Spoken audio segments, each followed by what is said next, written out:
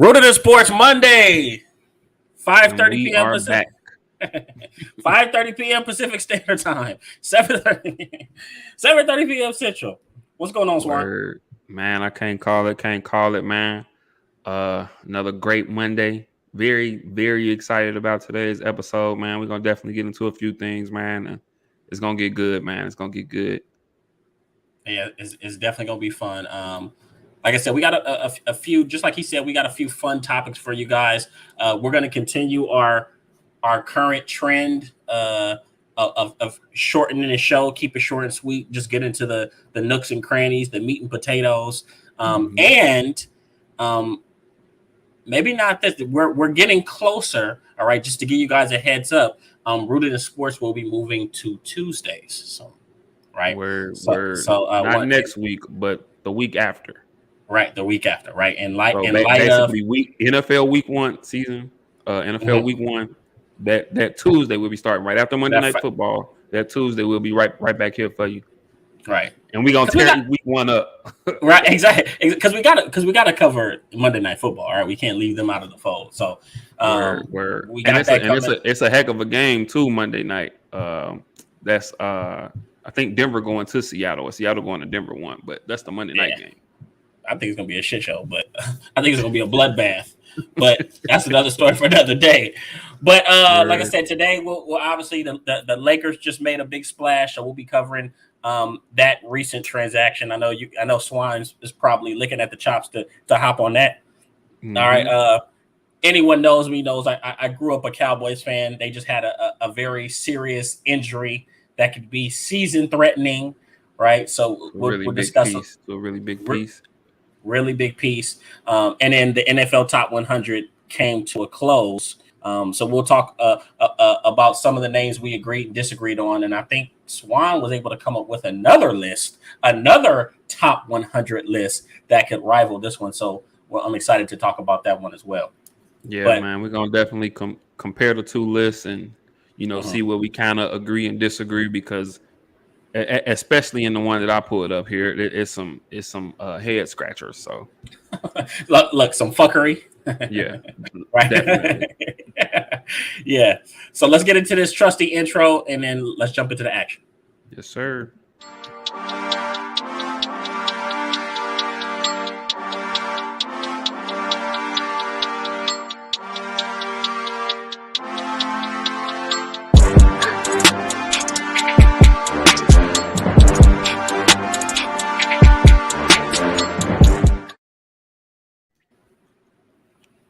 Right, and that is our lovely intro. Once again, hope everybody's really enjoying tonight, and everyone's got a nice kickoff to their week.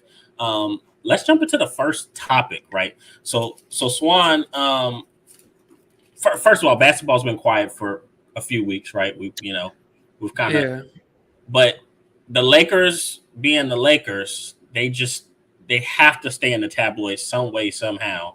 All right, they're trying to manufacture. They're trying to create a championship team for LeBron out of thin air with little to no draft picks, no draft capital, and not very many star players, at least not very many star players that people want. All right. Well, not ones that not a group of guys that can really click together, whose chemistry and whose game styles match together, blend together well. Right. But they were able to pull off a trade, right, for THT, was it Taylor Horton Tucker, and Stanley Johnson, and they were able to flip these two guys for Patrick Beverly to the Utah Jazz. That is correct. Right. That is correct. So, two-part question. One, what do you think of the trade? And first of all, take me into Utah's mind. What the hell are they thinking, even taking on these two players and letting go of Patrick Beverly? Okay, so well, let's start with what I think of the trade. It does help a need for the Lakers in the sense that they were toward the bottom of the league as far as in their defensive efficiency rating. They were toward the bottom of the league, so it does help a need. Pat Bev, he's a guy that You know, for all he is, for all the hoopla, for all the controversy, for he's gonna nitpick, he's an irritant, he's gonna get under your skin, but he's gonna bring energy, he's gonna bring some intensity. He knows his role. He's not gonna try to do no more than what his role is, and he's gonna defend. You know what I'm saying? Mm-hmm. And that's definitely something that the Lakers needed. They needed someone to help defensively. They needed someone who could possibly be a defensive leader and a defensive anchor for them. And I do think Patrick Beverly can be that type of guy. He's not quite the defender that he was in years past, but I still think that he can bring a certain level of intensity and effort that can be contagious to the entire team. And that's where I think he can help them. So I don't dislike the trade, but what I will say is that I don't think it puts them any closer to a championship. And it also presents a problem. And I'm not quite sure. I mean, there's been rumors here and there, but we're going to speak hypothetically about the team that they have presently. And I would sure love to be a fly on the wall in Lakers practice if they get into camp and Pat Bev and Russell Westbrook are still there, because they do not like each other. And furthermore, if Russell Westbrook starts this season out anyway, and he's playing anywhere similar to the way he played last season, it's going to get ugly, because Patrick Beverly is the type of guy that he's going to earn minutes alone. He's going to earn his minutes alone just because of the effort that he's going to give. Right. So you're not going to be able, if Russell Westbrook comes out and he's, committing a lot of turnovers again, he's not shooting the ball well again, he's going to see his minutes getting stolen by Patrick Beverly. And that's a fact, because Pat Bev is going to give effort. So let me ask you this before you continue on telling me what you think. Would you liken Pat Bev's impact at this stage of his career to maybe Kyle Lowry, where he can he's kind of a leader in a high intensity guy, leader in the locker room, right? Going to give you everything he has. Like, is that what his impact is at this stage of his career? And maybe you can tell me what else. Obviously you're a humongous basketball savant, but what does he really give you on the floor outside of hustle? Well, I mean, offensively, anything that he gives you is just a plus. So, I mean, I get the comparison. If I had a choice between the two, and I'm not a huge Kyle Lowry guy, but if I had a choice between the two, I would probably still take Kyle Lowry, just because Kyle Lowry still has the potential to give me a little better of a offensive upside, and he can be a much better facilitator on the offensive end. Although I would probably say Pat Bev is the slightly better defender, I don't think that the difference in that, in their defensive efforts can overtake Kyle Lowry being that much more better than Pat Bev on the offensive end on any level, on any metric. Right. Like I said, I just think that Pat Bev, he just helps a need that the Lakers had, which is that they need some guys to bring some defense. I don't think they realized how much they would miss a guy like Alex Caruso. A guy who, previous year or two, he was coming in with a lot of energy and he could defend. And it wasn't so much that he was just, you look at the scoreboard and, you look at Caruso's numbers on the scoreboard and you wouldn't think nothing of him, but it really doesn't tell the tale of how important and how much of an impact he had, on those Lakers teams. And now a guy like Pat Beverly can be that for them. And then to answer your previous question, I think Utah is going into a complete rebuild. Yeah. I can see that. I can see that. Okay. Don't be surprised. He may make it to camp, but don't be surprised if either before the season or early in the season we see Donovan Mitchell get moved. Obviously, there's been a lot of rumors about him going to the Knicks. I have heard some things about the Lakers possibly working a 3-team trade, because we know the Lakers are in the market trying to get Buddy Hield and Miles Turner from the Indianapolis Pacers. They're trying to get off on Russell Westbrook, obviously. And then I hear the third team in that deal might be Utah and or the Knicks. So 4-team deal, obviously. And Donovan Mitchell might end up with the Knicks. And these are all rumors. Right. But I think for them, it's like, okay, if we are going into a rebuild, mind you, they did let Rudy Gobert go. Yeah, which for is basically, well, they got a lot from Minnesota. yeah. A ransom. People say too much. People say he ruined free agency. Yeah, NBA free they agency. Got a little too much for him actually. But you get a guy like THT in who has definitely shown some potential. He's a guy who's definitely shown flashes. He had a 40-point game toward the end of the year last year. Yeah. A guy who the big names on the Lakers, LeBron, AD, those guys love him. You know what I'm saying? Yeah. They always ranting about just how talented and how good he can be. I mean, if you're in a rebuild, why not take a chance on a guy who could be a potential star, who could be a potential all-star? Why not give him an opportunity and really just see what he can do, really see what his ceiling is? And I think, in THT, I think they got a solid guy. If they do decide to get off of, Donovan Mitchell, hey, hand him a rock and just see what you got. And you want to know something? I'll say this, even having watched the Lakers for so many years, it would be in true Lakers fashion that they trade THT and he goes somewhere else and realizes his potential and starts to play better and becomes a star. Because I think we can both agree the Lakers are terrible at developing young players. And I mean, the list: Brandon Ingram, Lonzo Ball, Zach Randolph, Jordan Clarkson.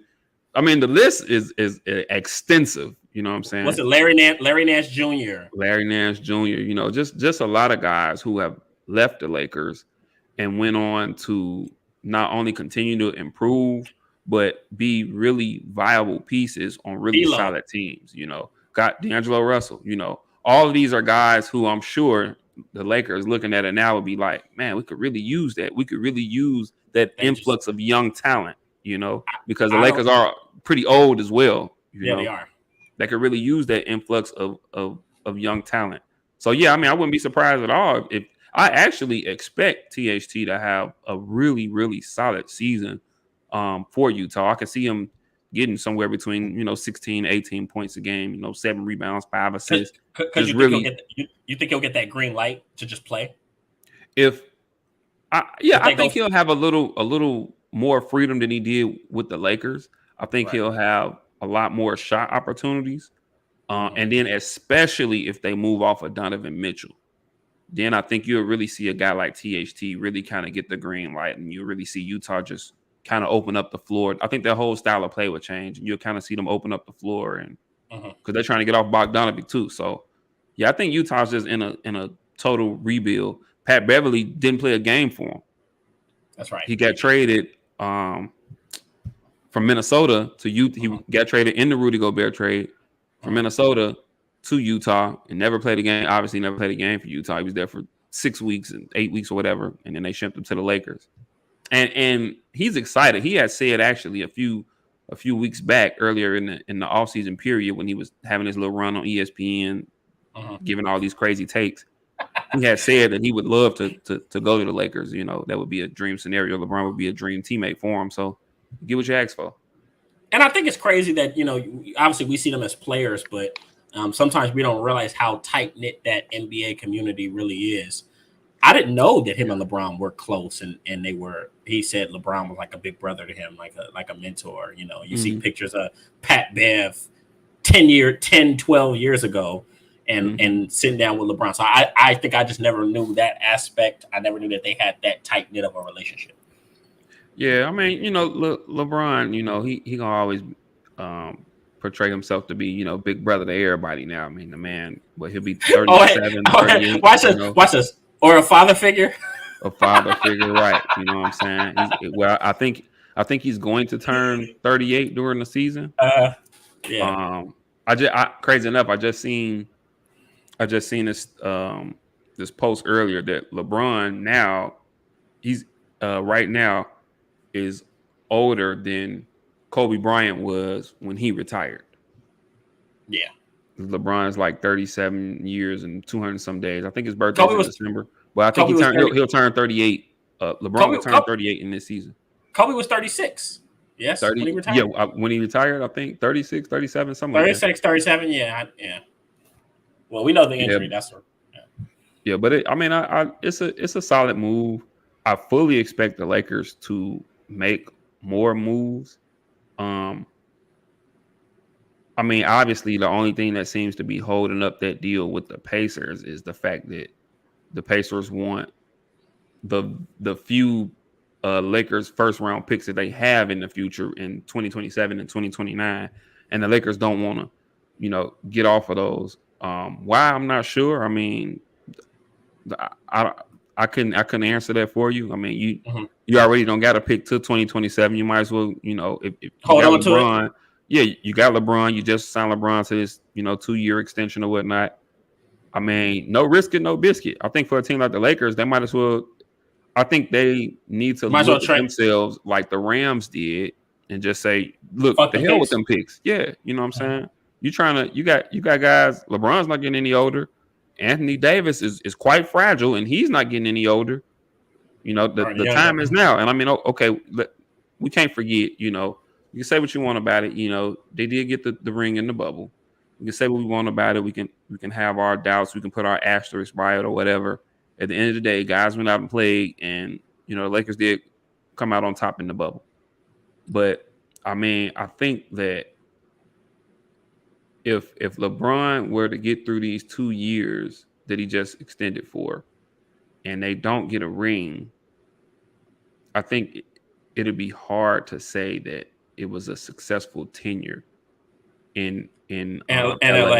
And it's crazy to say that, but I mean, he's won a ring and missed the playoffs twice. He's either winning a ring or he's missing the playoffs. He's won a ring 1 year. He got one ring, one loss in the play-in tournament. Oh, yeah, that's true. And then he's missed the playoffs twice, if I'm not mistaken. So, or was it round 1 that they lost? I don't think it was a play-in. I think it was round 1 to Phoenix. They lost round 1 to Phoenix. Yeah. They missed the playoffs the first year he was there. Yeah. They won the second. They got one round 1 loss to Phoenix. Mm-hmm. They won a chip in the bubble. And last year they didn't make the playoffs. Right. So two different extremes, right? Yeah, word. So hopefully they can add some type of some type of upward trajectory, and they're gonna have to identify who the next person is. But obviously, I guess they're not done making moves. You know what I'm saying? They definitely have to. They have to get a little younger. They have to get a little more athletic, and they have to figure out this Russell Westbrook thing. Either they're gonna ride with him, either he's gonna be on the team, either they're gonna try to figure out a way for him and Pat Bev to coincide. How, I don't know, or they're gonna have to try to find a suitor for him. Don't be surprised though, and I'll say this, and then we can move on. Don't be surprised if you kind of see them do what Houston did with John Wall and just pay him to stay away, because I could see it getting to that. With Russ? Yeah, with Russell Westbrook, I could see it getting to that. You think so? I could see it. I can see it getting to that, man. Especially, Lord forbid, Russell Westbrook comes out and the first month or so of the season, they getting up to Christmas and he's not playing very well. The team isn't doing as good as they hoped. And then, like I said, you got a guy like Patrick Beverly who, whether they're 20 games above 500 or 20 games below 500, he's going to play every game like it's game 7 of the finals. He's going to go out there. He's going to dive for loose balls. He's going to be an irritant. And when you got a guy who's willing to accept his role and play with that much effort, vice a guy who, for lack of better words, he's a little full of himself, a guy who comes with a little bit of a bravado, a guy who it's hard for him to let his ego go to really try to take on a role to do what's best for a team. I mean, hey, don't be surprised if you see him, if they pay him, they pay him to stay home, or I'm not gonna say buy him out, because I mean he opted in for 47 some odd million. So well, we're gonna see how that one works out. And I'll be honest, man, even though I feel like I know a lot about sports, I'm interested to see what Rob Pelinka is able to, what magic is he able to work or conjure up to add to this roster once again with virtually no draft capital, Mm-hmm. and it's not like you have a bunch of players that people are dying to get at And this hey, point. man, Rob Pelinka might be on the hot seat too. Oh, I can see that. He might be on the hot seat too. I can If see this that. year goes left, you look at some of the moves that he has made, getting rid of guys, and some of the guys that he's brought in. It seems like they've gotten older and older every year. So he might be on the hot seat as well. Okay. But Well, yeah. I was just gonna say, man, but we're gonna go ahead and get into our next topic. Obviously, as you mentioned earlier, obviously for everybody that don't know, man, King Tiberius is, a humongous Dallas Cowboy fan, unfortunately for him. And the Cowboys did just on top of some of the injuries that they already had, they really experienced a huge blow recently in the injury to left tackle Tyron Smith. And it's looking like it could possibly be a season-ending injury. From what I've seen, at best, maybe December at best, but possibly season-ending injury. And huge blow. I mean, obviously, he's a future Hall of Famer. Obviously, I mean, just one of the better, when healthy, one of the better left tackles in the league. Although he's been kind of struggling with some injuries of late. But what do you think, about, or should I say, how will this injury impact the Dallas Cowboys, and what do you see them doing to suffice it? I know they just took a tackle in the draft this year. Could they possibly move him over, or what do you see the Cowboys doing to suffice this? Well, you just mentioned obviously the tackle that they drafted, Tyler Smith, out of Tulsa, who's very raw but is very athletic, and pretty strong. The Right? word we've been hearing from him, although he's a little undisciplined, we've been hearing Mauler. Yeah, We hear Mauler. Yeah, he's gonna go out there and put somebody on their ass. yeah. Very physical kid, and they also call him a dancing bear. So he has the movement and athleticism needed to play a left tackle. I'll tell you this. When it first happened, I said, "Oh no, like here we go again." Like it's always something, which we can agree with. The Cowboys is always something. Mm-hmm. But when I looked at the schedule, I was able to kind of dial back a little bit, because the truth is that if you want to ease Tyler Smith into that role, or if you want to put him in and maybe start out with training wheels, this is probably the year to do it. Because if you're looking at the front end of their schedule, let's look at their first 4 games. Okay. Right. So just to put it out there, what the starting lineup will possibly look like is Tyler Smith at left tackle. You'll see Connor McGovern. That's the first rounder from Tulsa. That first rounder from Tulsa. Connor McGovern. He should about his third year guard out of Penn State. He'll be starting at left guard. You'll have Tyler Bite as a center, Zach Martin at right guard, and Terrence Steele at right tackle. So you look at week 1 and week 2. These are the 2 weeks that you have to get through. Not to cut you off. Go ahead. The rookie would have been at right tackle, but so they're going to be sliding Steele in at right tackle to move the other T. Smith to left tackle, right? Well, here's the thing. Tyler Smith was competing for the left guard spot. Okay. Yeah. So the cool thing is, and I'll say this because I think Mike McCarthy, I question his football IQ sometimes, as did Aaron Rodgers, which is why they fought so much. But he said he did one thing smart, and what he did was he kept Tyler Smith on the left side. He said, whether you play guard or tackle, you're a left side player. Is it a big jump, or is it a big difference as far as the dynamic or the angles between playing guard and playing tackle? Okay, is it more so just the skill guys, the level of skill guys that you're blocking? You know what I'm saying? Well, you have to be prepared for I'll put it to you like this. You have to be, I think guard, you can say maybe is a little bit easier. So usually they say guys that aren't talented enough to play tackle play guard, because obviously you're in between 2 people, and you can get help from the center and help from the tackle. But especially playing left guard, it's tough as well, but it's different because you're handling different type of rushers, right? So when you're a left tackle, you're usually handling speed rushers, guys that can get around the edge, right? Sometimes you got some power rushers, obviously like a Trey Hendrickson, who we'll talk about in a little bit. But for the most part, you're getting lighter, faster guys like a Yannick Ngakoue. You got Max Crosby, who rushes off the right side sometimes, right? So you're usually getting guys that are more bendy, more speed based.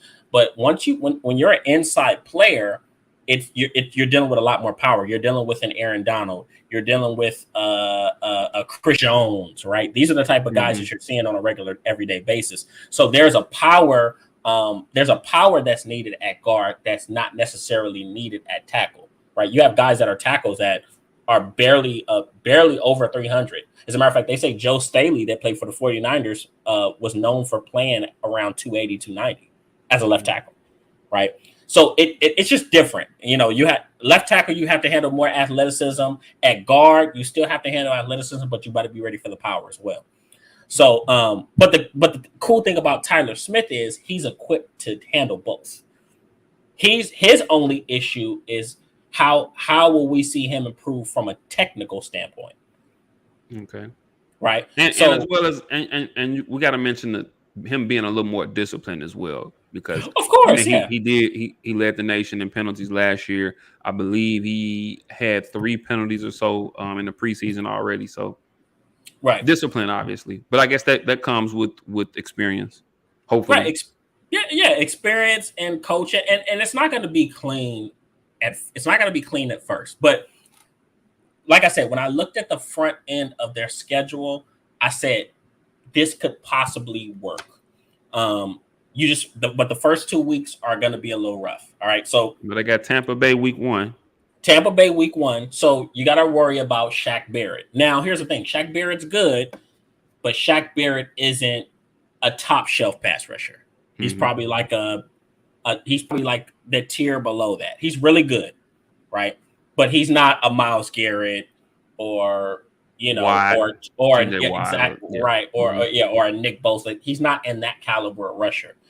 But you better eat your Wheaties, man, because he has a motor and he'll bull rush the hell out of you, right? So you got to face a Shaq Barrett, and then they have a rookie. He's in the second year. Joe Tryon out of Washington, a kid they drafted in the first round last year, right? So these are the guys you got to handle. Now, going into week 2, this is going to be the battle of Tyler Smith's life, and that is Cincinnati. Trey fucking Hendrickson, who to me might be the most underrated edge rusher in the league, but he definitely him. And I say Max Crosby is in that conversation as well, who you mentioned earlier. Yeah, but I agree. But I still think Tyler Smith is not Tyler Smith. I think Trey Hendrickson is there. I think Max Crosby is arriving there, but I think Trey Hendrickson is there. And he had a really good playoff run last year too. He did. His last 2 years, you really can't argue that you can't argue that he's not a top tier 1 pass rusher and run stopper, right? Yeah. But he's gonna give you 100 miles per hour every fucking play. And Tyler Smith, that's gonna be a masterclass because he's not going to stop. He's going to test your will. He's going to test your discipline. And it's not like he's the super athletic guy. His motor just runs hot, and he's strong as an ox, and he'll bull rush you. So that's we got week 1 Tampa Bay, week 2 Trey Hendrickson, and Cincinnati, week 3 the Giants. Week 3 the Giants, which that's why I said it gets easier. Because you got Azeez Ojulari. I don't want to chop his name up. He's going into his second year. He's solid. He's a speed guy. But we're not going to say like he's a super proven 15, 20 sack, per year type of guy. And then you got Kayvon Thibodeau, the rookie out of Oregon, who athletic. He should. I know he just got hurt. I guess he should be back by then. So. Exactly, right. But we know he has his warts as far as rushing the passer, because he's still learning and putting everything together. And then week 4, you have Washington. But remember, Chase Young Chase Young will probably miss that. He's on no, he will. He's on PUP. So he'll miss the first 4 games. Right. So then it becomes easier. So the first 2 weeks, maybe you keep the training wheels on, but week 3 and week 4, you take some risks. You leave him out there on the island by himself. You don't give him tight end help. That's how you let him get his feet wet. So when I look, and then week 5, they play the Eagles, which will be a little bit tougher, but it's Josh Sweat and it's Brandon Graham. Once again, none of these guys are tier 1 pass rushers, but they're still pretty good in their own right. So I think, looking at the first 5 weeks, that's going to say a lot about who Tyler Smith will be, because he doesn't have a tough sled. It's not like he's going against Myles fucking Garrett, Nick Bosa. Like, he's not going against the league's best pass rushers from the jump. He's going to get some time to get acclimated. So I got a question, and I know this is something that you've discussed in the past. I know you always say that now you've kind of learned to trust the Cowboys with some of their draft picks.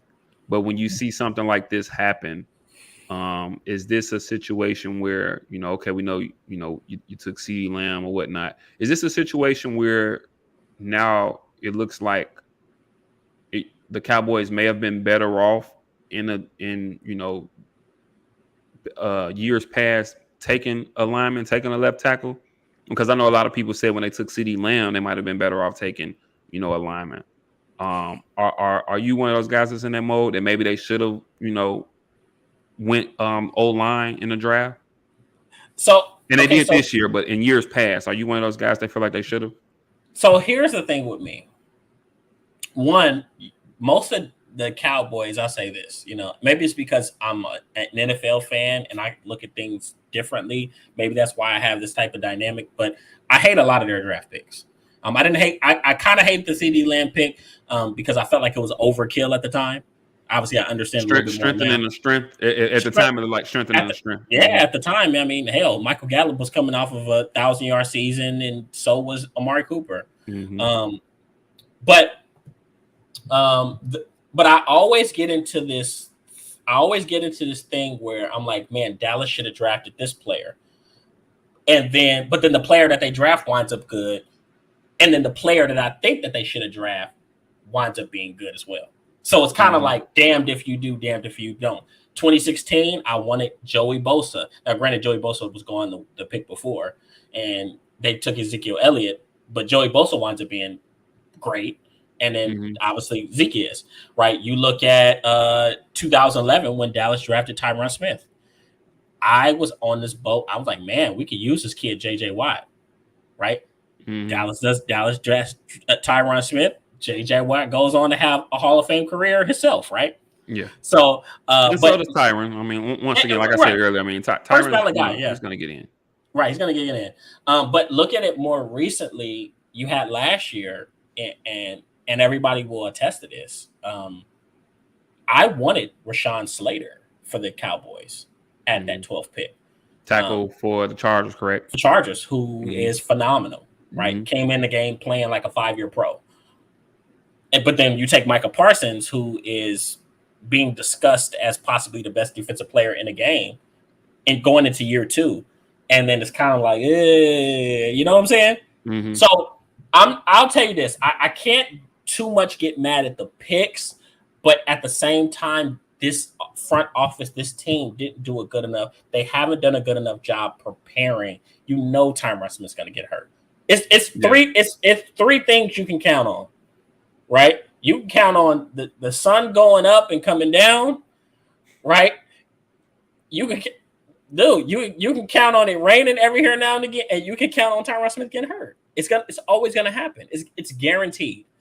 He hasn't played a full season since 2015. As a matter of fact, I just to show you how much this guy has been hurt, I was able to pull up a list of his injuries. Right now, this year he had a knee avulsion, which so they said it was a hamstring injury. Apparently, his hamstring tore from the bone from the back of his knee. I heard that too. Right. That sounds it's painful, and it looks painful. So bad. Yeah. So so look at this. Bad. Starting 2011, when he was a spry rookie, he had he strained his knee in training camp. Right. He hyperextended his knee. right? He returned for week 1 and he started at right tackle, right? Then the following year, he sprained his he had a high ankle sprain. He sat out 1 game and he still played the rest of the season. He was Dallas to start left tackle at that point. 2013 he was injury free. 2014 he had another high ankle sprain.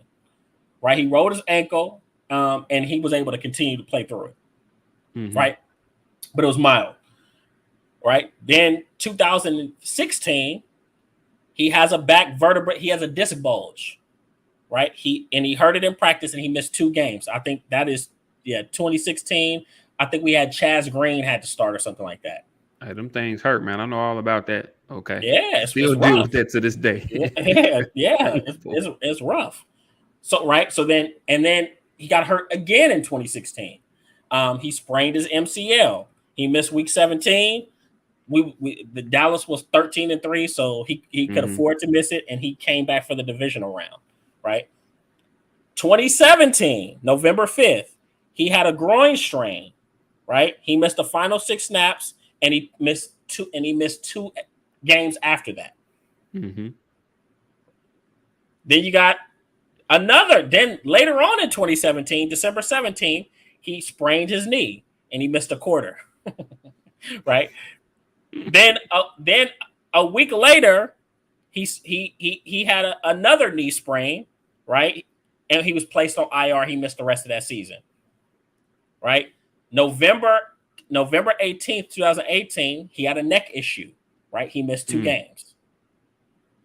Then you had September 2020. He had another neck issue. Remember, he missed that. He only played a few games. He missed the entire season. That was the year that Dak Prescott got hurt and broke his ankle. Right. Then you have August 2021, which is last year. Last season. Right. He had elbow tendonitis, which is why he wears. I don't know if you know that brace he wears. That's actually a knee brace, but his arms are so damn big, they use it for his elbow. That's crazy, right? Word. It's nuts. But October 2021, he had another ankle sprain. I remember that. I want to say Connor Williams stepped on it, right? And he finished the game. He finished the game, but then I think he missed some games after that. October 31st, he had another ankle sprain, right? And he missed 3 games. And then December 12th, 2021, he aggravated that ankle sprain and he missed 2 more games. And then he probably missed the season. Here's the question you have to ask. Let's say he makes it back in December. Mm-hmm. And Dallas is well in the playoff contention. Let's say they are. Do you want to insert him back into the lineup at that For point? what? Yeah. And if that's the case, hey, look, Dallas hasn't had a valuable swing tackle in years.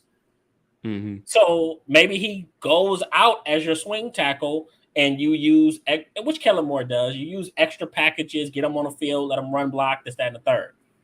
But it's kind of, I hate to say this, and they mentioned it, but this is actually really like 2016 when Tony Romo got hurt in the preseason, and all of a sudden, and Kellen Moore got hurt. People forget Kellen Moore was QB2 when Dak Prescott was QB3. Right. And Kellen Moore gets hurt, and all of a sudden, Dak Prescott's a starter. And he got better every single week. He had some warts, but he kept getting better.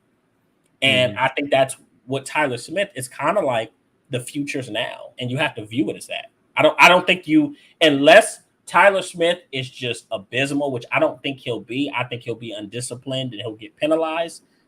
But you got to let this kid play it out and let him figure it out, let him learn. But the Tyron Smith in Dallas, I've been saying this, he needs to retire. His body is telling him he's done. Word. So here's my last question, and then we can move on. So we talked about some of the struggles or some of the things that might come about as far as pass blocking. But as far as with the run, do you see this injury affecting the Cowboys in the run game any? Could this affect, Ezekiel Elliott getting in between the tackles or whatnot? Could this affect Tony Pollard and a few carries that he'll have? How do you think this figures into their run package? So it will, because of Tyron Smith's veteran savvy, but the run game can still work because this is the way I see it. Let's say you're in a foreign country, right? And you're trying to, or how about this? Let's say you have a foreign exchange student come to our country, right? And you're trying to find the best way to communicate with this person. They don't speak English, right? So what do? You probably learn phrases or something from their language. And even though it's not perfect, it makes them more comfortable and helps them acclimate a little bit more. Okay. Right? That's Tyler Smith as a left tackle. He's not a great pass blocker, but you speak his language and you let him fucking run block. Now, okay. so they'll be able to get a running game going. It won't be as creative because the thing about it is what people have to realize about run blocking is not just having power and pushing guys aside. You have to know angles. You have to understand, okay, if this guy is shooting this gap, I have to turn my body a certain way and then let Ezekiel Elliott read to make the cut. It's little stuff like that. Now, I don't know if Tyler Smith has all of that, but if you're talking about running a pure power-based scheme, that's right up Tyler Smith's alley. Got it. Right. All right. Well, we'll see what happens with them. Like we said, they got Tampa Bay week 1. And week 1 is vastly approaching. We a little over it's a week from Sunday. I think actually September 11th. Well, excuse me, September 8th, because we got the Thursday game. September 8th. Which is gonna be lit. It's Rams and Bills are coming. Bills. Yeah, it's gonna be firing. And LA. That's you know what? Little preview. We're definitely gonna get to that next week, guys. Next week. We'll have our picks, so it'll be fun. Where. But last but not least, guys, this week the NFL had their top 100 players list come out, and they finally finished it. Should I say? They finally came all the way down from 10 to 1. And in the meantime, ESPN and their NFL writers and analysts and things, they also came together and they made an NFL 100 list of their own. So we figured we do a little comparison of the two, and just kind of talk about some places we may agree or disagree, some players that may be a little too high, some players that may be a little too low. So how about this? Go ahead. I'll let you finish. I was going to say, I'm gonna try to keep mine. I'm gonna try to maybe stay within the top 20.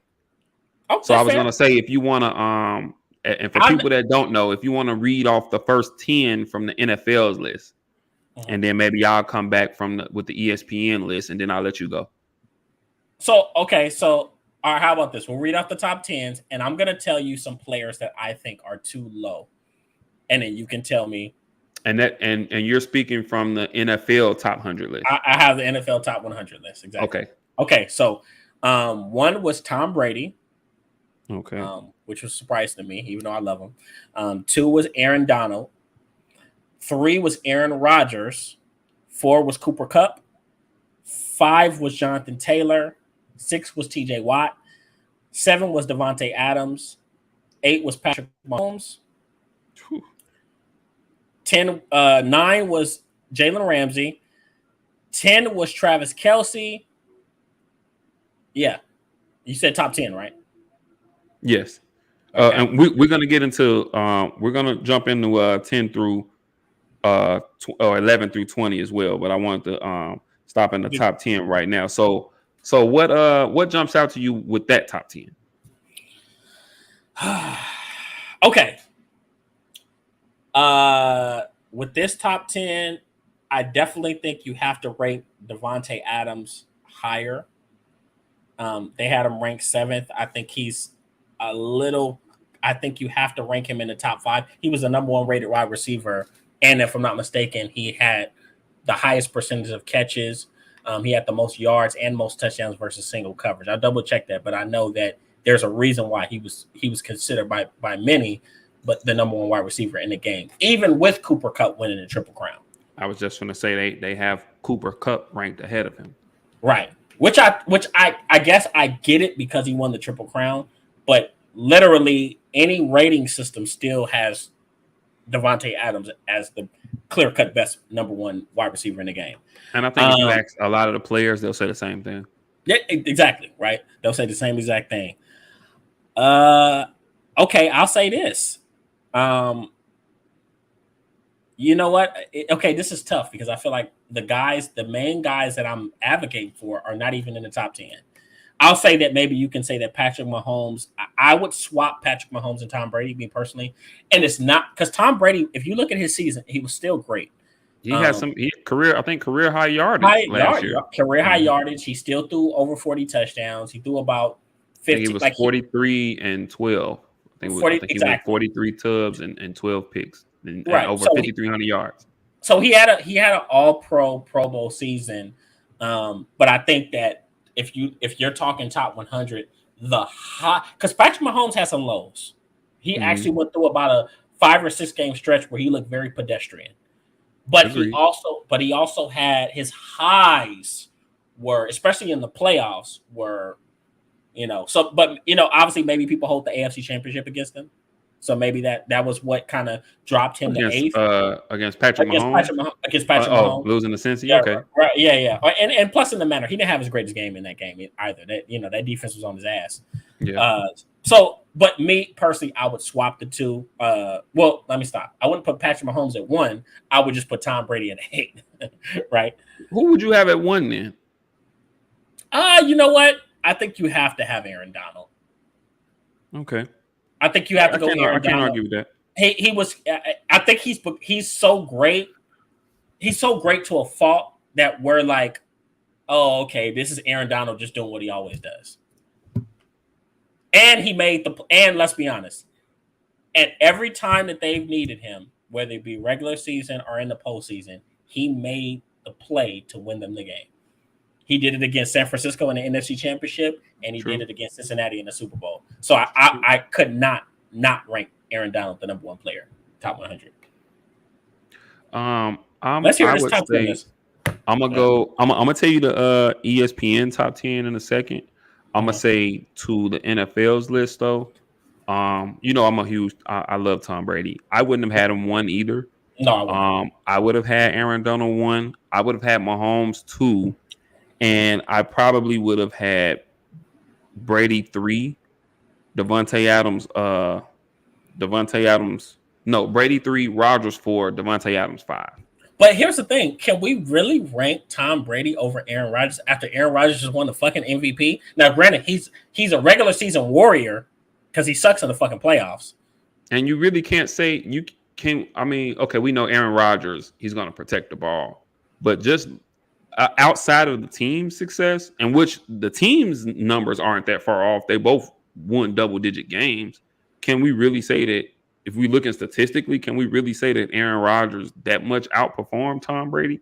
I think this is another situation where once again, the Green Bay Packers as a team in the regular season performed that much better. Not to take away from Aaron Rodgers and that he didn't deserve it, but I think you could have argued that Tom Brady could have been MVP last year. Looking at his numbers, you could. But he also had a stretch where he was playing pretty bad too. True. He did. Agreed. He did. I'm gonna hit you with this ESPN and their top 10 guys. All right. So here we go. So number 1, they do have. Actually, I want to go 10-1. Hold on, let me go 10-1. I want to go down. So at 10. At 10, they have Davante Adams. Okay. At 9, they have Myles Garrett. Okay. At 8, they have Jalen Ramsey. Okay. At 7, they have Justin Jefferson. I like that. I'll take that. Hold that thought.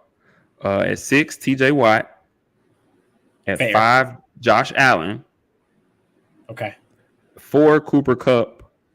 3, Aaron Rodgers, 2, Aaron Donald, and 1, Patrick Mahomes. I don't agree with that. Okay, so go ahead. Why? What don't you agree with? Patrick Mahomes wasn't the best quarterback in football last year. He was great, but he had. I don't think people realize he went through a stretch where he was struggling. They were playing. I'll tell you this: as a Cowboys fan, I watch people eat Dak Prescott alive because he was struggling with that too high that too high shell coverage that they was playing.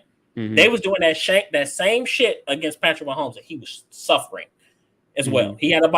He had probably about a 4 or 5 game stretch where he really wasn't his natural self.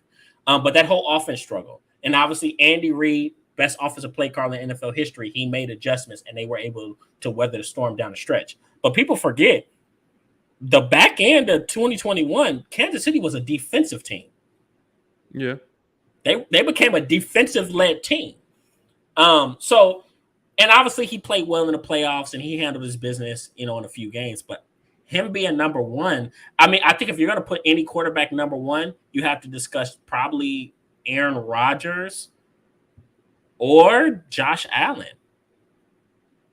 One of those two, maybe Josh I Allen guess for because me, I think I take heavily into account, and I guess you could say the same thing with Josh Allen as well. But the Chiefs really have no run game, like none. but They so drafted Clyde Edwards-Helaire, and I think we all thought, man, he's gonna come in and he can fit in seamlessly. He can run in, catch out the backfield. He can run between the tackles, and it hasn't been that. And they've been so running back by committee forever. And so then let me ask you this: do they not have a running game? And I think the same thing about Buffalo. mm-hmm. Do they not have a running game because they don't have the talent at running back, or because they don't put enough emphasis or enough time into actually building the running game? Because sometimes you become so good at a thing. It's kind of like this. Kind of like if you're fighting and you got a mean ass right hand. You're not a boxer, right? You're not a professional fighter, and you used to knocking motherfuckers out with your right. Right. You gonna use your left sparingly. Right. True. Right. You might only use it to set somebody up. But you got such a clean, this right hand gonna handle business. So your left hand is like, I can use it, but I'm only gonna use it when I have to. Right. And I feel like that's how Kansas City is with the running game. I mean, and Buffalo for that matter. I hear you. And I think it'll be interesting this season, especially with Buffalo, because I like the kid, the running back that they did take. Dalvin Cook's brother? Cook. Yeah. I do like the running back that they did take. You mentioned in the ESPN list, you mentioned Justin Jefferson, and you liked that. Right away, and we were just talking about Devontae Adams. Obviously, I think Justin Jefferson is a stud. I can't put him above Devontae Adams. But yet, in ESPN's list, they have Jefferson at 7, Devontae all the way at 10. So when I said I like that, I was speaking more towards him being in the top 10. Anyone that knows my wide receiver rankings, I have Devontae Adams 1. If we're going off of who played last year, I think Justin Jefferson is really in that. I have, by the way, for anyone that's watching, I have Justin Jefferson and Jamar Chase comfortably over Cooper Kupp. I think they're better wide receivers than Cooper Kupp. Now, I was gonna say that I do think, and ESPN has Cooper Kupp at 4, which I do think is a little high. I understand he had a phenomenal all-time season last year, but I do think it's a little high. You guys watch those highlights. You're seeing free releases. You're seeing screens. You're seeing design, like rub routes. You're seeing him get so fucking wide open. And don't get me wrong, he's doing what he's supposed to do with the opportunity. But it comes to a point where you have to ask how much. We know he's already good himself, but the scheme by Sean McVay, who's an offensive genius, makes him look even better. So a lot of his stats were really inflated, man. You put Devontae Adams and Justin Jefferson in that same similar type of system. I mean, shit. Stand by. And then another thing with Justin Jefferson, almost by position alone. Now, if you notice, the guy who was number 1 on the NFL's list wasn't even in the top 10 in ESPN's list. And for me, I have to have Tom Brady in the top 10, and I'd have to have him above Justin Jefferson. I guess it's tough because somebody has to not make it in. So how about this? Let's go 10 through 20. Because I'm gonna tell you, there's some 10 through 20 guys that I think need to be in there. Okay. Go ahead with the NFL's 10 through 20 or 11 through 20. All right. So then you have Myles Garrett at 11. Right, at 11. Okay. You have Derrick Henry at 12, which I think is good for him. Based off of him getting injured. You have Josh Allen at 13. You have Trent Williams at 14. You have Tyreek Hill at 18. You have Micah Parsons at 16. Justin Jefferson at 17. Shaq Leonard at 18. Deebo Samuel at 19. And J.C. Jackson at 20. Whew. Okay. Now, if you're asking me, guys that I think sorely belong in the top 10, which obviously ESPN agrees, Myles Garrett is the top 10 player. Okay. Obviously, I think Justin Jefferson is a top 10 player. I think Shaq Leonard is a top 10 player. I think he's the best pure linebacker in football.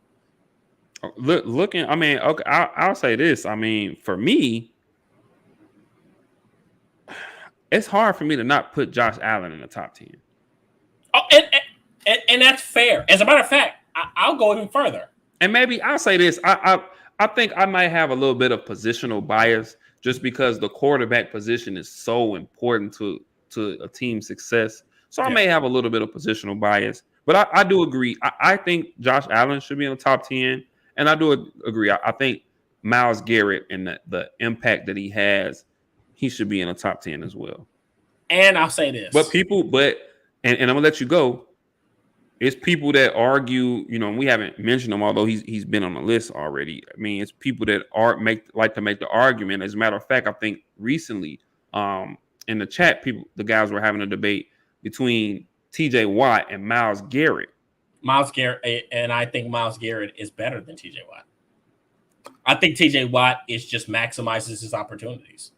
And that's saying a lot because TJ Watt he should probably be a 2-time defensive player of the year. Well, I've told people why I know he shouldn't have won over Aaron Donald that year. Which it's up to you if you want me to get into that. But another time, another day. Another time, another day, right? But I was saying I think Josh Allen should be in the top 10. Right. I think Josh Allen should be in the top 10. Look, and I'm, don't call me being a homer for this, but Michael. I mean, so here, we've never seen anybody do what he did last year. I mean, and ever valuable point. And he finished and honestly, I'm a firm believer that if I think TJ Watt kind of had outside of him getting the sack record or tying it, I think there was a sympathy campaign based off of the year prior. He lost to Aaron Donald. Mm-hmm.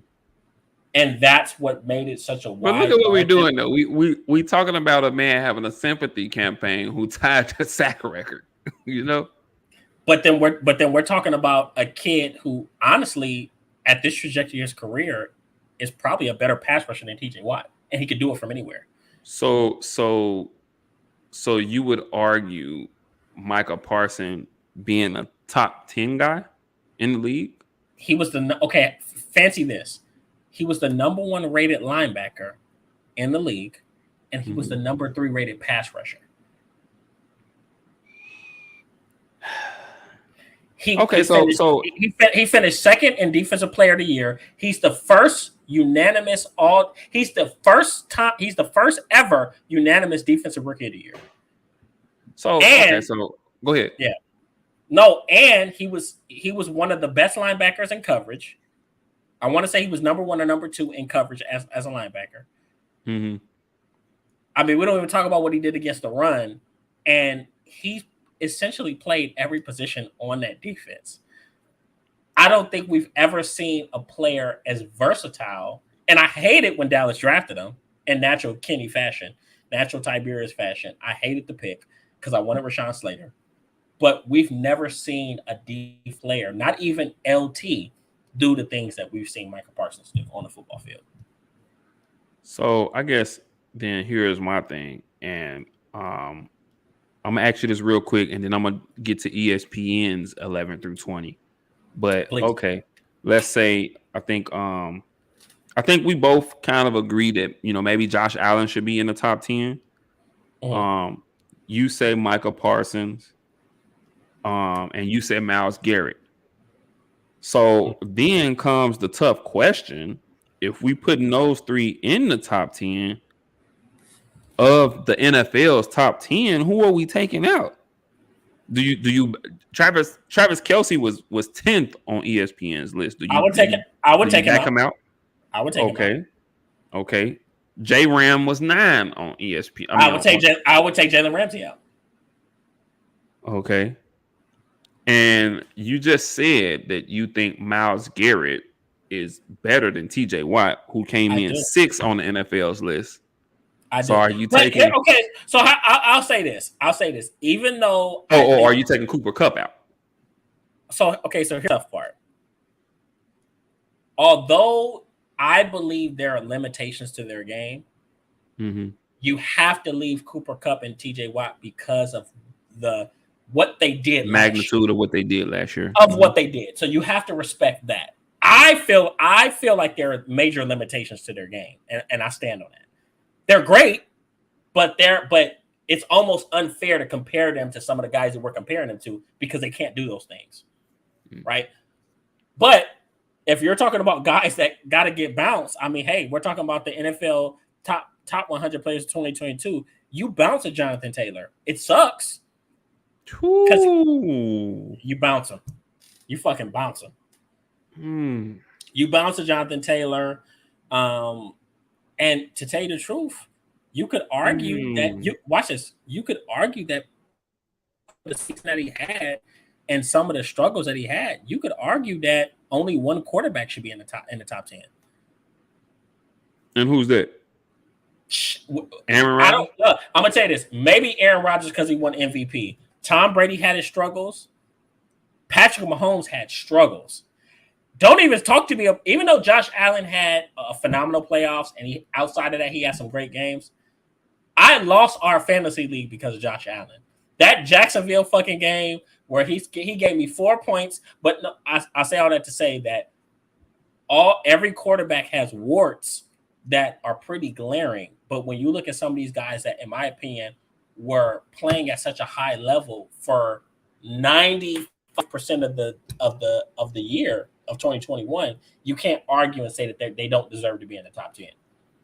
But I think a lot of guys take into consideration, and I'm going to say this, and then I'm going to give you ESPN's 11 through 20. I think a lot of guys take into consideration with Aaron Rodgers how he keeps ending his seasons in the postseason. They look at the effort that, came about in their postseason game last season against San Francisco and the pretty much dud, you know what I'm saying? And I think in a lot of people's eyes that kind of brings a negative light to him when they come to rankings. And yet he's still top 10. I think he's still, what was he, third? I think he still came in third or whatever. Third, yeah, he's pretty high on NFL's list. So I mean, I don't know, man. That's a tough one. That's a tough one. But I'm not gonna argue. I think Josh Allen deserves to be in there. I'd even argue Myles Garrett. But so ESPN, I'm gonna give you their 11 through 20. Okay. Let's hear it. At 11, Justin Herbert. Okay. At 12, Michael Parsons. 13, Russell Wilson. 14. What the fuck? Hold on. 14, Jamar Chase. Okay. 15, Nick Bosa. Okay. 16, Trent Williams. Okay. 17, Travis Kelce. 18, Jonathan Taylor. 19, Joey Bosa. And 20, Tom Brady. Okay, so what I'll do is... Tom Brady maybe shouldn't be number one, but 20? 20. That's just disrespectful. I'm sorry. I could deal with it. 20? I could deal with it. 20? I could deal with it. So going into next season, there are 19 guys better or 19 guys you take ahead of him? I'll tell you this. How many of these guys, I'll tell you what, how many of the 19 guys ahead of him can you say the moment he steps on a team, they're a winning team. They're a playoff contender. Okay, so I agree. I agree. First of all, I don't even know why they got fucking Russell Wilson that high after last year. And I love Russell Wilson, and I think he's gonna do great things in Denver. I think he'll I think he'll have a bounce back season. Right now, I probably have him as my MVP. Favorite. And that's fair. He has the weapons. He has a running game. He has a better offensive line. He has a defense. He has everything he needs. Mm-hmm. But top 15 after 2021? Because the crazy part is, before he got hurt, he actually wasn't playing that very well. So and he wasn't even top 20 on the NFL's list. No. I don't even remember hearing his name. Fuck no. No, he, as a matter of fact, we talked about him he was ranked on the top 100. He was ranked behind Dak Prescott. He was ranked this year. He was. Mm-hmm. He was ranked behind Dak Prescott. So I don't know, man. That's a little much. That's a little high for me. What do you think about Herbert at 11? That's a little too high. I'll say this. You swap Brady and Herbert, and you're fine. Or you swap, or you swap Jonathan Taylor and Herbert. But we have to stop getting to a point to where we get so enamored by Justin Herbert's talent that we forget that the motherfucker hasn't made the playoffs yet. And granted, he is still very young. Hey, but I agree with you 110%. Greatness has a standard. That shit don't that needle don't move up and down because you like a guy. It does, and I think that as far as the way we view Justin Herbert, I think now could be make or break in the sense of I think this season could really change the narrative on the way we view him. And granted, they're in what you can argue is the best division in football, but I think that with the moves that they've made, getting J.C. Jackson, getting Khalil Mack, with the move, a healthy Derwin James, mm-hmm. And then obviously we know all the weapons that they have on offense. I think that anything short of the playoffs is a grave disappointment for them. And I think if they don't make the playoffs, it could really change the narrative of the way we view Justin Herbert. But you know what? I think it's good for him. I love it. I love the pressure. I love the pressure. I love losing early for him because I'll tell you who, if we look at like somebody who I don't want to say is like his doppelganger, but someone we could say was in a similar boat just a few years ago. Because America always has this one quarterback that they cling to who's super talented, who's like their darling baby and everything. And, a few years ago, that was Carson Wentz, right? Carson Wentz is an MVP candidate year 2. Right. Mm-hmm. And after that, he enjoys such a high. And what do they say? The higher on the mountain you are, the higher you are, the farther you have to fall, and the harder to fall. Mm-hmm. Right. Well, with Justin Herbert, it's the opposite. Even though he has high expectations, he still has a lot of things that he has to achieve. He hasn't made the playoffs. Obviously, he hasn't won an MVP yet. So the best is still far ahead of him, and we're going to get to witness to see him climb that mountain. So sometimes when guys get success a little too early, it can ruin them. It can give them a sense of false confidence. They won't get a true appreciation of the process, which I think probably happened a little bit to Carson. Probably didn't appreciate the process, So I think it was good for Justin Herbert, and then it's going to work out in a year or 2 years. He could be number 1 on this list, very much so. And I think Justin Herbert, I can see that if he figures it out, if Justin Herbert can, and it's crazy. We're talking about figuring it out because it's not like he can't play quarterback. I think it's more of like what he has to work out from a leadership and intangible standpoint. If he can get that shit together, I think Justin Herbert can be the best in the game. I'm gonna name a player that neither one of us mentioned in our top 20, and I think it's justifiable. I do think it is justifiable, but I Mm-hmm. think this is another guy who I expect to have a huge bounce back season and put himself into the race to get another MVP, and that's Lamar Jackson.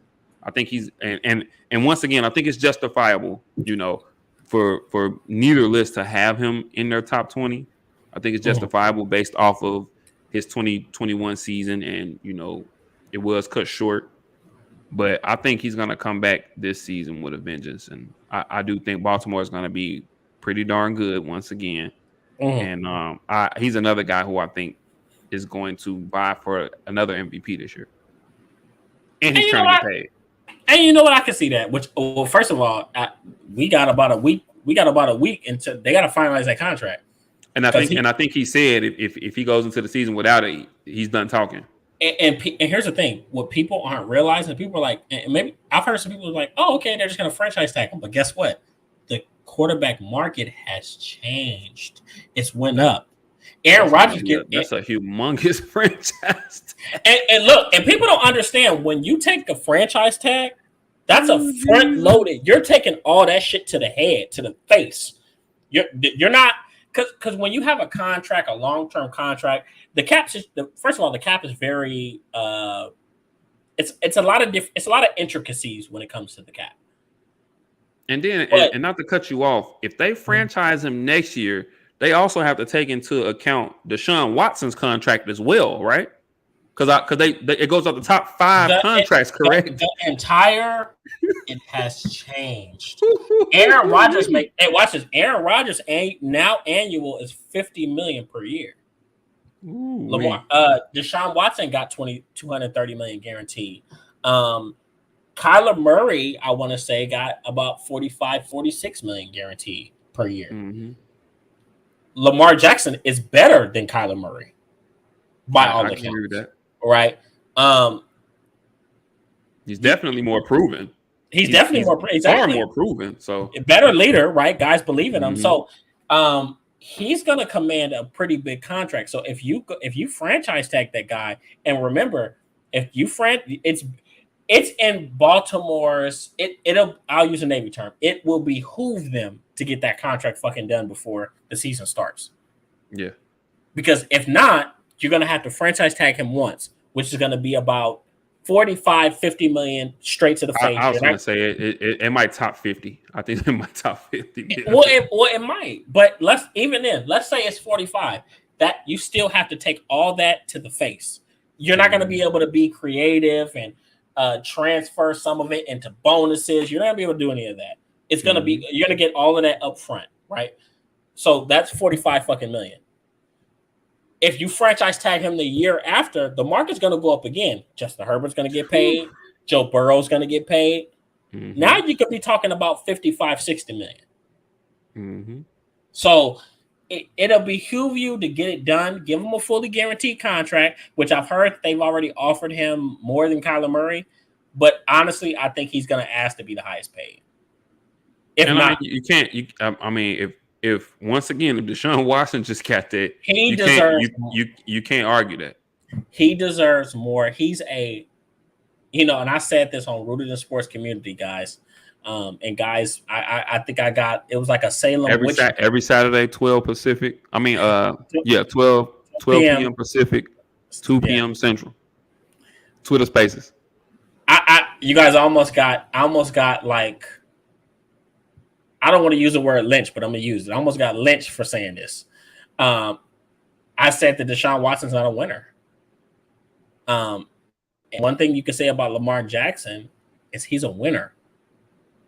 Even if it's not perfect, even if it's not pretty, he wins. He may still have to do a lot more postseason wise, but he wins. And Deshaun Watson hasn't done that. So when you get a guy like that that's got that contract, if I'm Lamar Jackson, I'm like, I know I'm getting more than that. So it's so Baltimore's is a very interesting position. But looking at quarterbacks that could possibly win the MVP, obviously I think this is going to be a big year for Josh Allen, especially if Gabriel Davis takes the next step and if he picks up where he left off in the playoffs. And it was a heck of a game against Kansas City. I think he went over the 200-yard mark and 4 tubs. I want to say it was about 220 and 4 tubs. He and Josh Allen almost should have won the game. So I say. Colin Cowherd says that was probably the best quarterback play in postseason we've ever seen in one single game. And I can't. I can agree. And I can't. Yeah, I can't think of a better losing effort in just about any game. I can't think of a better losing effort. No, not at all. And he's next up. He's next up, and I think that's why he's very calm, because he knows that it's coming, and he's going to get his shot to take the top of the AFC, which could possibly be this year. Yeah, I would say him. You can't rule Tom out. Mm-hmm. Russell Wilson. Well, first of all, hold up. Let's slow down. Any quarterback in the fucking AFC West has a shot to be a dark horse MVP candidate. I even think Derek Carr. Derek Carr has 3 players. I wouldn't be surprised if Derek Carr has 3 players who are top 3 or 5 at their position. Devontae Adams is the best receiver in the game. Darren Waller. Maybe number 3, number 4 tight end in the game when healthy.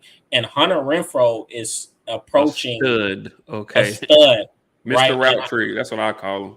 Mr. Roundtree, he'll put you on the mixtape. And Derwin James just gave him a lot of praise as well. He did. What was it? The Pivot. I was just listening to the episode actually. Yeah, and he did. Yeah. So I mean, hey, that just shows you he has to win it. Justin Herbert can win it. Obviously Russell Wilson, and then Patrick Mahomes himself. So the whole AFC West has MVP candidates. Right. And then you look at the NFC side. I mean, it gets a little bland. Tom, maybe Dak, if Michael Gallup can come back in decent time and be healthy, and we'll see what CeeDee Lamb does. Or if he can, if he can get them off to a solid start without him, that'll really buy for his MVP case. Yeah. Yeah, 100%. And I think this is a big proving year for which is crazy because he's already done a lot. But I think this is a big proving year for Dak Prescott. This is where you step into the mode of being a true field general. He's entering year 7. I don't know if you guys know this, but a lot of quarterbacks. He's been in the league 7 years already. 7 years. 2016 is 2022.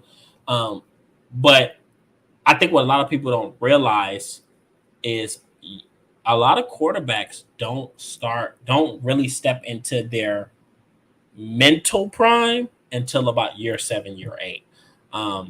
That was Peyton Manning. That was Drew Brees. You could say that was Aaron Rodgers. Aaron Rodgers was around this time frame, maybe a little earlier, year 5, year 6. But the longer guys play, the smarter they get. So people think I guess everybody gets caught up on the Patrick Mahomes and maybe the Josh Allens or the Lamar Jacksons, but you guys, that's not normal. It takes time for guys to develop that high football IQ and that ability to see things before they happen. It takes years of development and hard work. So you could very much see that from Dak Prescott this year and see him take that next jump into truly being a top 5 guy, right? But that's up to him. Word. Yeah, man. So the season will definitely be interesting. Please be sure to tune in to us same time next week as we're gonna get into our NFL Week 1 predictions. It's gonna be a phenomenal show. Next week, leading up into the NFL season starting on Thursday with the Buffalo Bills at the LA Rams. Yeah. So we'll be right back here, same time next Monday. As I said, Rooted in Sports Community on Twitter Spaces every Saturday, 12 p.m. Pacific time, 2 p.m. Central Standard Time. Break Room Breakdown. Oh, we got an episode coming Tuesday.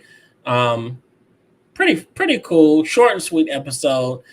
Gave some closing comments. You'll hear it on an infamous case that was going on for about a year and a half. Talked a little bit about that. So it'll be a fun episode. It releases tomorrow. All right. So definitely, guys, be on the lookout for that. If you guys get out and this Saturday or this weekend, college football season starts. It does. Guys, get out there, watch some of these games, see the future of the NFL because it's going to be out there. It's going to be on full display. Um, so yeah, definitely, guys, get on out there and go see some good young talent. Go see the future of the league, guys. And yeah, other than that, man, as always, thanks to everyone for tuning in. Thanks to everyone that's going to tune in. Much love. God bless. Ken, you got anything? No, man, it's gonna be great. Just kind of keep it in mind. We have this Monday. Next Monday will be our last Monday. We'll Monday. put post up, Mm-hmm. but next Monday will be our last Monday until the end of the football season. Obviously, we'll figure out how we want to do it from there.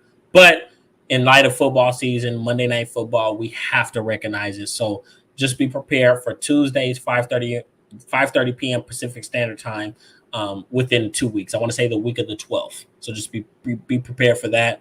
And yeah, like I said, we just got a lot of good stuff coming up. Oh, I give you guys some personal news. I put it on my story on Instagram. So Okay. I was at a random thrift store in North Park, San Diego, and I came across this game. Oh, is that the NCAA joint?